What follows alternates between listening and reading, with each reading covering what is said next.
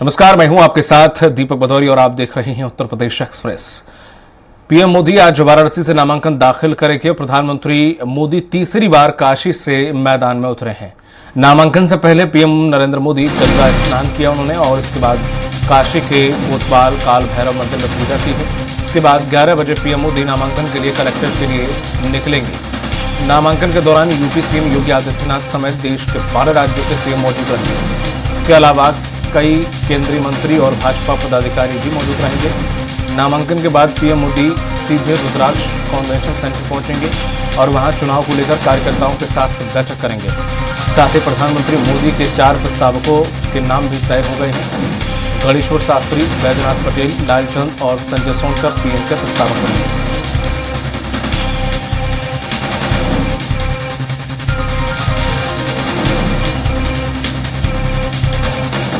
आज वाराणसी से दाखिल करेंगे नामांकन प्रधानमंत्री मोदी।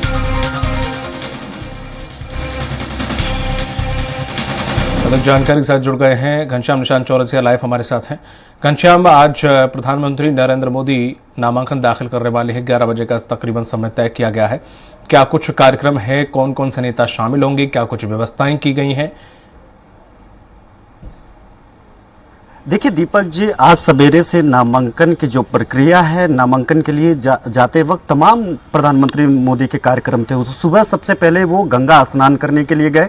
ब्राह्मण 12 प्रकांड ब्राह्मणों ने वहां पे गंगा आरती कराया, वहां पे पूजा पाठ कराया। उसके बाद वो क्रूज से वहां से पूजा पाठ करने के बाद क्रूज से निकले। उसके पहले वो काल भैरव का उन्होंने दर्शन पूजन किया। काशी के कोतवाल कहे जाते हैं, वहां पे गए। काल भैरव का दर्शन पूजन करने के बाद अब क्रुज से वहां से रवाना हो रहे हैं। 10वां घाट है, वहां पे तमाम लोगों की भीड़ इकट्ठा हो गई थी। हालांकि वहां पे भीड़ नहीं रहने के लिए कहा गया था। यह बताया गया था कि जब तक प्रधानमंत्री नरेंद्र मोदी रहे, प्रोटोकॉल के लिहाज से, सुरक्षा के दृष्टिगत वहां पे भीड़ नहीं इकट्ठा होना चाहिए। बावजूद वहां पे लाखों की संख्या में वहां पे आज भी सुबह से भीड़ देखने के लिए मिली। वो जो भीड़ थी वो लगातार कह रही थी कि हम नरेंद्र मोदी का एक बार देखना चाहते हैं, नरेंद्र मोदी को एक बार देखने के लिए उनका दर्शन करना चाहते हैं। एक थोड़ा धार्मिकता जैसा माहौल वहां पे बन गया था। इसके इतर अगर हम बात करें तो कुछ ही देर बाद अब नरेंद्र मोदी कलेक्ट्रेट के लिए रवाना होंगे, वहां पे नामांकन करेंगे। 11:40 पे उनका नामांकन होगा।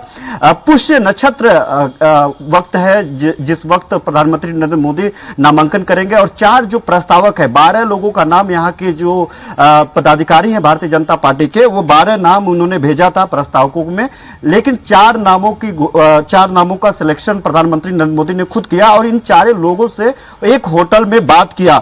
और उनमें से अगर बात करें तो जातिगत समीकरण को भी साधने की कोशिश की गई है। एक इसमें ब्राह्मण है, एक दलित है, 2 ओबीसी हैं। जो देश की परिदृश्य है उसी परिदृश्य के हिसाब से इसमें इन लोगों के नाम का सिलेक्शन किया गया। अगर नाम की बात करें तो गणेश्वर शास्त्री, बैजनाथ पटेल, लालचंद और संजय सोनकर प्रधानमंत्री नरेंद्र मोदी के इस बार जो है 4 लोग प्रस्तावक होंगे। इसके अलावा अगर हम बात करें तो 12 मुख्यमंत्री इस दरमियान प्रधानमंत्री नरेंद्र मोदी के साथ रहेंगे। इसके अलावा पूरा एनडीए की एक झलक दिखाई देगी प्रधानमंत्री नरेंद्र मोदी के इस नामांकन के दरमियान। अगर बात करें तो मुख्यमंत्री योगी आदित्यनाथ कल से लगातार प्रधानमंत्री के साथ कदम से कदम मिलाकर के चलते हुए दिखाई दे सकते हैं, चाहे वो रोड शो हो, चाहे वो पूजा पाठ के। अब जब प्रधानमंत्री नरेंद्र मोदी पूजा पाठ कर रहे हैं तब वो किसी भी कार्यक्रम में लगातार उनका छाया बन करके मुख्यमंत्री योगी आदित्यनाथ लगातार खड़े हैं। इसके अलावा बिहार के मुख्यमंत्री नीतीश कुमार हैं, मध्य प्रदेश के मुख्यमंत्री हैं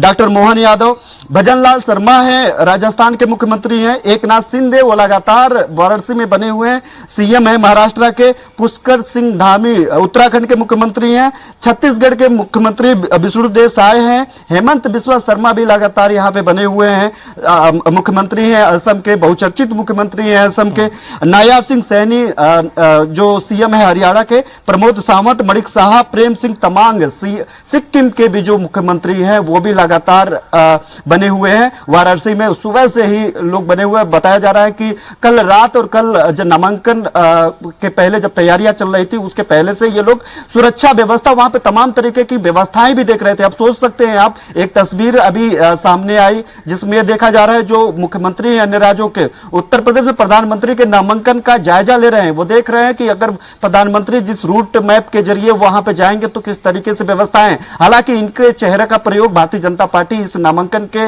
दरमियान करेगी और कल जब रोड शो हो रहा था तभी से ये लोग वहां पे जुटना शुरू कर दिए थे। इसके अलावा अगर हम बात कर दे तो इस प्रधानमंत्री नरेंद्र मोदी के इस नामांकन के दरमियान 20 से ज्यादा केंद्रीय मंत्री भी रहेंगे। उत्तर प्रदेश के तमाम कैबिनेट मिनिस्टर हैं जो वहां पे व्यवस्थाओं में लगे हुए हैं। खुद प्रधानमंत्री नरेंद्र मोदी के नामांकन की व्यवस्थाओं की जिम्मेवारियां उनके पास है। मुख्यमंत्री योगी आदित्यनाथ लगातार मॉनिटरिंग कर रहे थे अगर उत्तर प्रदेश की बात करें, और अगर केंद्रीय नेतृत्व की बात करें तो गृह मंत्री अमित शाह लगातार नजर बनाए हुए थे। और उसमें सबसे बड़ी बात है कि राजनाथ सिंह और अमित शाह जैसे सरीखे बड़े नेता भी प्रधानमंत्री नरेंद्र मोदी के लिए आज नामांकन के दरमियान वहां पे मौजूद रहेंगे।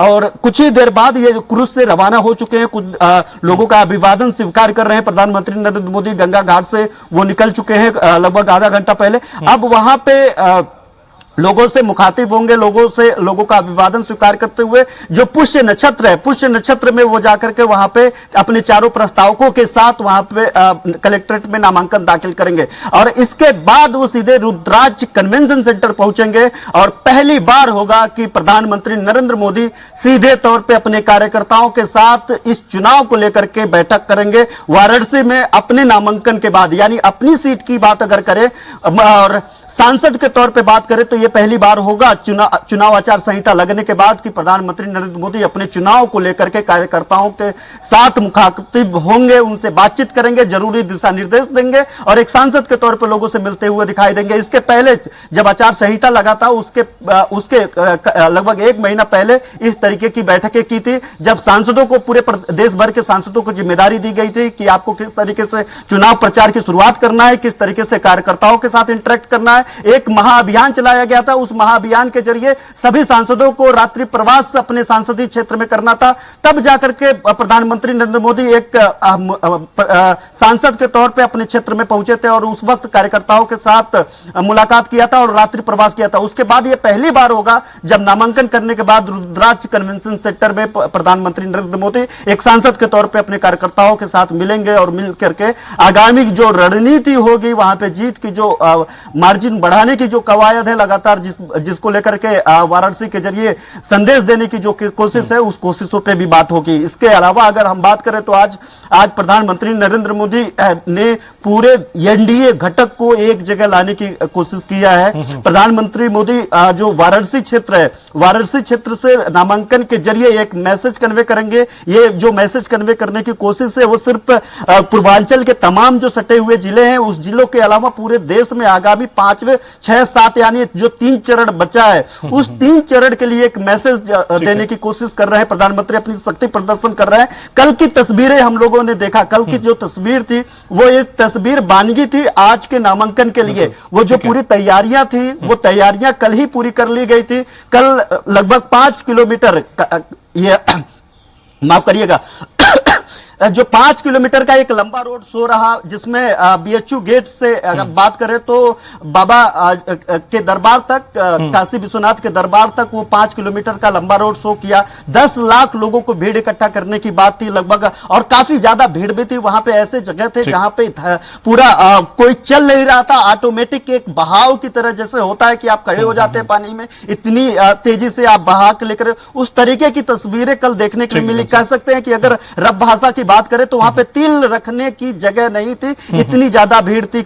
कल की जो तस्वीरें देखी वो नामांकन की शुरुआती दौर की एक मैसेज कन्वे करने की तस्वीर थी कि 5 लाख परिवारों को एक निमंत्रण पत्र भारतीय जनता पार्टी के कार्यकर्ताओं के द्वारा बांटा गया था और उनको यह निमंत्रित किया गया था कि आप इस रोड शो का हिस्सा बने। इस भव्यता का जो मेगा शो है प्रधानमंत्री नरेंद्र मोदी, सीएम योगी आदित्यनाथ का, उस शो का हिस्सा बने। तो कल से ही लगातार वाराणसी के जरिए और मीडिया कर्मियों के कैमरों के जरिए लगातार मैसेज कन्वे कोशिश करने की जा जा रही है। और अब कुछ ही देर बाद प्रधानमंत्री नरेंद्र मोदी, तकरीबन आधे घंटे का अभी वक्त है, आधे घंटे बाद वो कलेक्ट्रेट पहुंचेंगे, अपने प्रस्तावकों के साथ पहुंचेंगे। उनके साथ 12 राज्यों के मुख्यमंत्री होंगे, 20 से ज्यादा केंद्रीय मंत्री होंगे। ये कहा जा सकता है शक्ति प्रदर्शन का मैसेज सिर्फ एक उत्तर प्रदेश या अन्य राज्यों में जो बचे हुए चुनाव हैं, जहां बचे हुए चरण होने को है, सिर्फ उन तक नहीं, ये एक तरीका का आने वाले सरकार का एक तरीके से प्रदर्शन है कि हम जीत रहे हैं और प्रचंड जीत से जीत रहे हैं। वो मैसेज पूरे देश में कहीं ना कहीं कन्वे करने की कोशिश की जा रही है,